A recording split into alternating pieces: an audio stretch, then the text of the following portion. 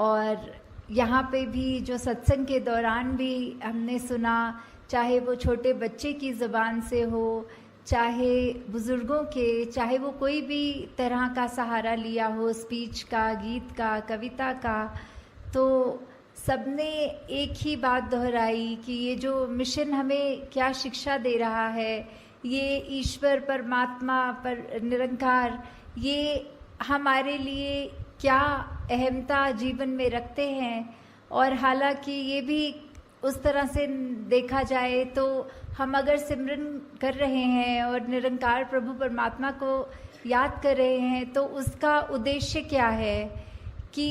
निरंकार को तो कोई फ़र्क नहीं पड़ेगा कि हम अगर निरंकार को याद रख रहे हैं कि नहीं,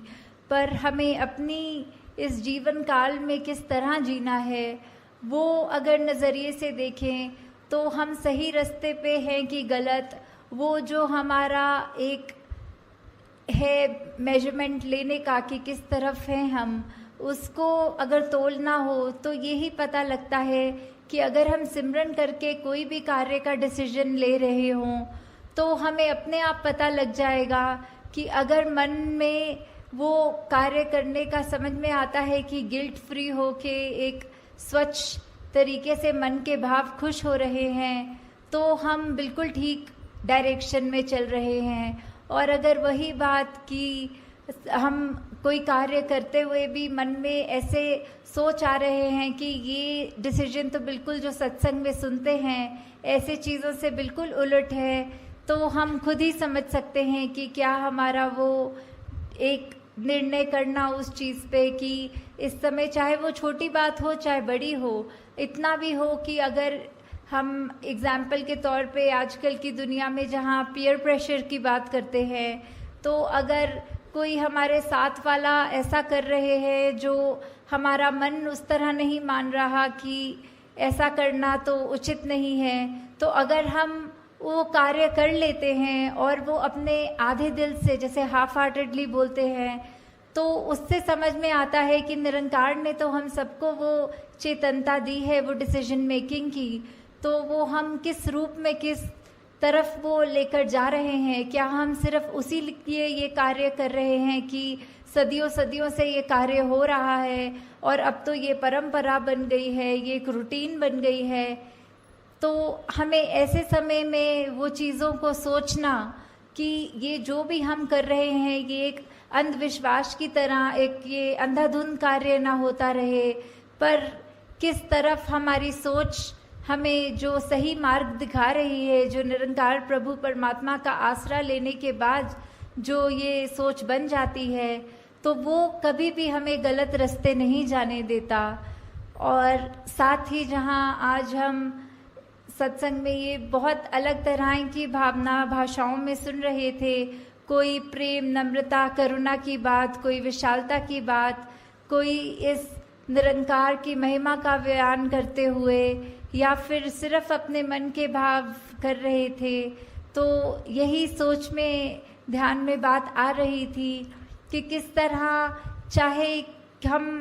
कहीं से भी आए हों, हम एक दूसरे को सत्संग में यहाँ बैठ रहे हैं, हमारे आगे पीछे दाएं बाएं जो बैठ रहे हैं हम उनको जानते भी नहीं, उनका नाम भी नहीं जान सकते, तो जहाँ हम इतने छोटे से कमरे में बैठे हैं तो एक दूसरे को नहीं जानते,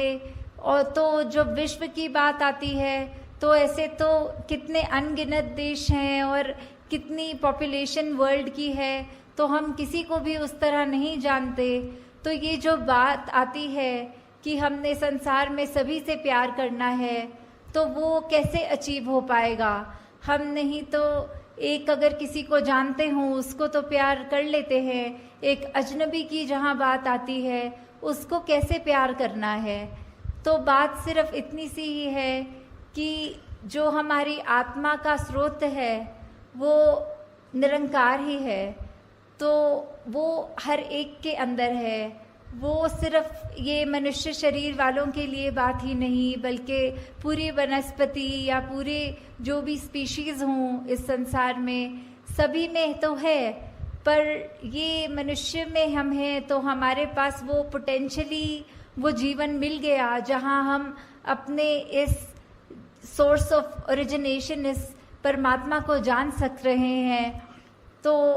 वहीं वो बात जहाँ प्यार की कि जब हम एग्जाम्पल देखें तो अगर हम एक ट्रेन में या कहीं पे भी ट्रैवल कर रहे हों तो हमारे साथ जो बैठे अजनबी हैं तो हम वो उसको एकदम से तो उसके लिए ऐसे हमारे भाव नहीं आएंगे, पर जैसे जैसे बात चलती है आगे, ट्रेन की जर्नी चल रही है, तो वहीं हम थोड़ा सा भी अगर जानकारी उनके बारे में ले लेते हैं तो कहीं ना कहीं हमें वो एक फेमिलियरिटी फैक्टर मिल जाता है। ओ आप तो हमारे ही शहर के हैं, अच्छा आप जहाँ रहते हैं वहाँ हमारे रिश्तेदार रहते हैं, या कुछ भी ऐसी बातें होती है कि धीरे धीरे वो जहाँ एक अजनबी है उसके लिए मन में वो एक सॉफ्ट कॉर्नर बनना, वो एक प्रेम का एक थोड़ा सा दर्जा उसके मन में हमारे लिए जो आना। तो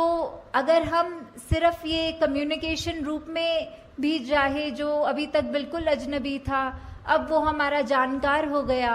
और ऐसे ही जहाँ लार्ज स्केल पे देखें, दुनिया की बात करें, तो ये तो संभव ही नहीं कि हम हर एक से जा के बात करें और ये फेमिलियरिटी फैक्टर देखें। तो किस तरह यही है कि सभी से प्यार करना, क्योंकि हम इस परमात्मा से करते हैं तो सभी से करते हैं। तो ये प्यार करना मतलब हर एक के पास जाके जताना प्यार तो संभव भी नहीं है। तो किस तरह हम जहाँ छोटे से ही दायरे में अगर हैं, अगर हम उसमें ही हर एक से प्यार करें तो हम पूरे सृष्टि से, पूरे ब्रह्मांड से प्यार कर रहे हैं। तो ये भी कैसे हो जाता है जहाँ आज की दुनिया में एक ब्लड रिलेटिव्स, एक इमीडिएट फैमिली के ही सदस्य आपस में ठीक से बात नहीं कर सकते या एक दूसरे का निरादर करते हैं, या फिर अपने बोलों में ऐसे कठोर वचन से एक दूसरे का दिल दुखाते हैं। तो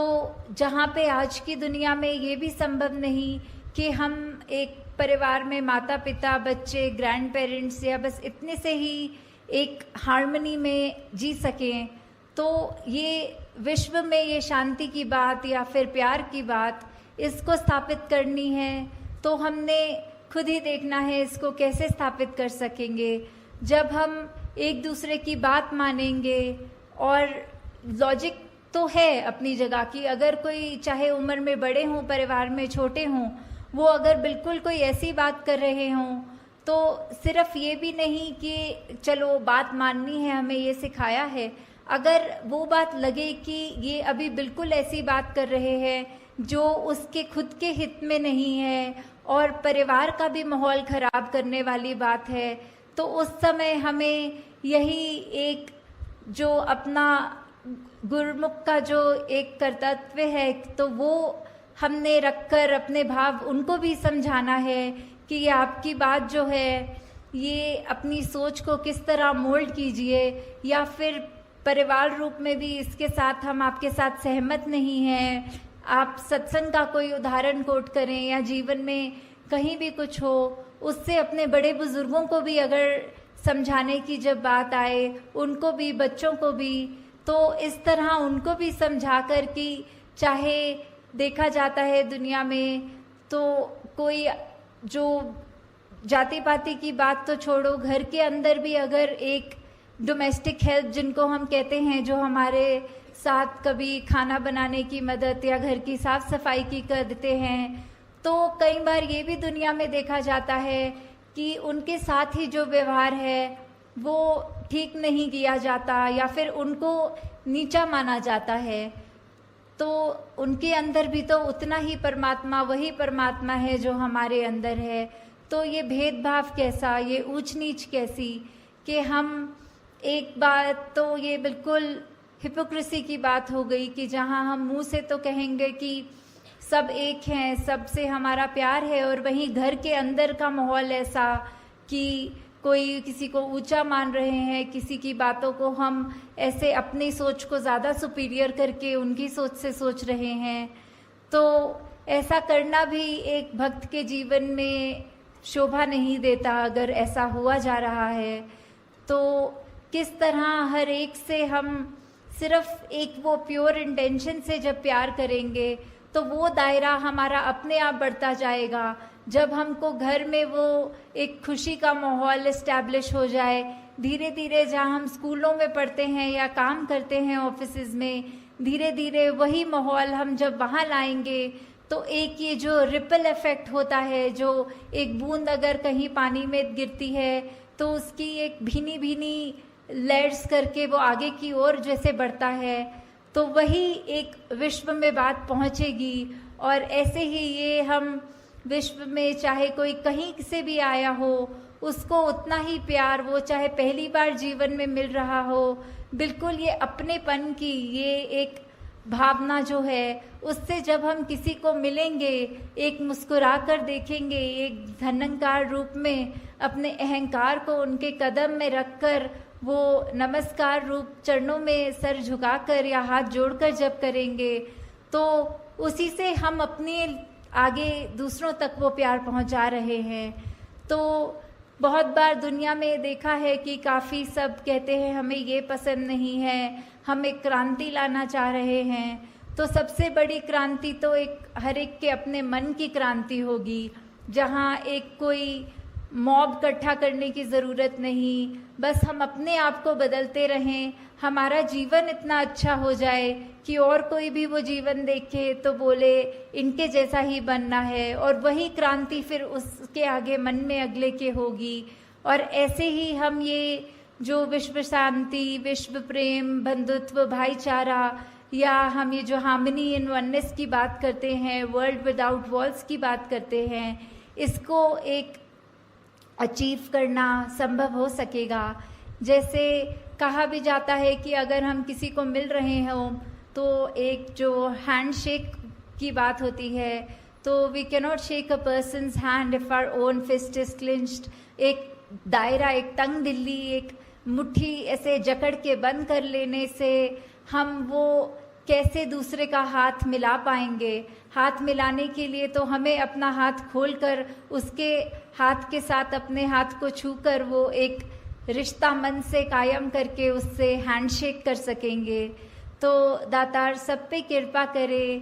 कि आप सब जहाँ हर पल कोशिश करते हैं कि एक बेहतर इंसान बन सकें, वहाँ पर साथ ही साथ जब तक ये प्रभु परमात्मा निरंकार की सोच मन में है, किस तरह का संतों ने युगों युगों से सिखाया है कि एक मनुष्य की ये ह्यूमन क्वालिटीज़ क्या होती हैं, वो ज़्यादा से ज़्यादा अपने लाइफ में डालने की, उतारने की जब तक हम कोशिश कर रहे हैं, तो हम तब तक एक ठीक डायरेक्शन, एक हमारी दृष्टि, दिशा, हर चीज़ एक तरफ है। तो वो सही तरफ है कि गलत है, वो हमने तय करना है। और वो निरंकार का सहारा लेते हुए अपने आसपास के जो भी संत महात्मा हैं, वो जो अच्छी शिक्षा दें, वो शिक्षा को ग्रहण करते हुए अपने जीवन को और सुधारना है। और दूसरों पे भी कोई टिप्पणी करने की ज़रूरत नहीं कि ये तो बोलते कुछ हैं, इनकी पर्सनल लाइफ में झांक के देखो तो इनका जीवन तो अलग है, ये सत्संग में तो आकर कहते हैं कि गाली गलोच नहीं करना, और इनके घर अगर जाओ तो ये तो प्यार से ही बात नहीं करते। तो वो उनकी अपनी ज़िंदगी है, वो जो रिश्ता उनका फिर आगे निरंकार को पता है उनके साथ क्या करना है। हमने कुछ वो नहीं सोचना कि ऐसा व्यक्ति कहता कुछ है करता कुछ है। हमें सिर्फ अपने लिए, हमारे हित के लिए क्या है वो देखना है कि अगर ऐसा कोई इंसान जिसका हमें पता है कि कर्म रूप अच्छा नहीं पर वो बात अच्छी कर रहा है, उस बात को ग्रहण करना है। जैसे हम सब ने बहुत बार ये एग्जाम्पल सत्संग में सुना भी है कि बाबा गुरबचन सिंह जी के पास जब सब कोई आए थे महापुरुष और कह रहे थे कि आप कहते हैं कि हर एक में उसकी अच्छाई ढूंढनी है, तो आज सुबह आते समय संगत के एक शराबी जो नाले में गिरा हुआ था वो दृश्य देखने को मिला, तो उसमें से क्या अच्छाई अपने जीवन में डालें। तो बाबा जी ने आगे से यही उत्तर दिया कि आप ये सोच लो कि उसका जो जीवन है, हमें ऐसा अपना जीवन नहीं बनाना, हमें अपनी सोच को या कर्म रूप में इतना नहीं गिराना कि अपना कहाँ लेटे हैं, कहाँ बैठे हैं, व्यवहार कैसा है, वो अच्छा ही रखना है। दूसरों की अगर खामियां हैं तो उससे यही सीखो कि हमारे अंदर ये ऐसी खामी ना आ जाए। तो दासी आपका और समय नहीं लेना चाहती और 11 बजे से सब आप पहले ही संगत आए हैं, तो यही एक कामना रखते हुए कि हर एक महापुरुष जो आज यहाँ है वो सिर्फ अपने ऊपर स्वयं के सुधार के ऊपर ही फोकस्ड रहते हुए ये बात मन में लेकर जाएं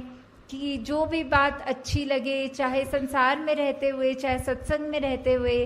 किसी की ऐसी बात हो कि अगर एक मनुष्य की 10 बातें बुरी और एक अच्छी, तो भी उस मनुष्य से कैसे प्यार किया जाए, उसको रिस्पेक्ट कैसे कर सकें, वो उसकी एक कोई खूबी लेकर उसको उसी तरह प्यार दिया जाए। तो दातार कृपा करे कि सेवा सिमरन सत्संग आप सबकी झोली में जहाँ हमेशा रहे, वहीं सबका ये जज्बा भी वो कायम रहे, एक सुधार के लिए आगे से आगे बढ़ते चले जाएं। साथ संगत जी, धारणकार जी।